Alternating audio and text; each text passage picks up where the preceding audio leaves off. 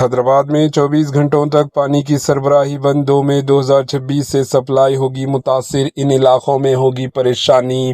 حیدرآباد میں رہنے والے شہریوں کے لیے پانی کے حوالے سے 2 مئی کی صبح 6 بجے سے بڑی اپڈیٹ سامنے آئی۔ حکام کے مطابق شہر کے مختلف علاقوں میں پانی کی سپلائی 24 گھنٹوں کے لیے متاثر رہے گی۔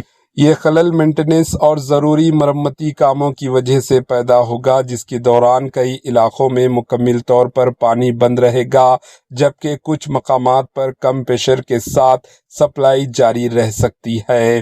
حکام نے واضح کیا ہے کہ اسی دوران شہریوں کو کافی مشکلات کا سامنا کرنا پڑ سکتا ہے، خاص طور پر ان علاقوں میں جہاں پانی کی مکمل بندش ہوگی۔ عوام سے اپیل کی گئی ہے کہ وہ پیشگی انتظامات کریں اور ضرورت کے مطابق پانی ذخائر کر لیں تاکہ کسی بھی قسم کی پریشانی سے بچا جا سکے۔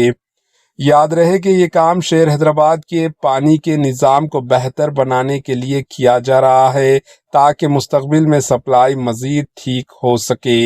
مزید اپڈیٹس کے لیے ہمارے AHN نیوز کے ساتھ جڑے رہیں۔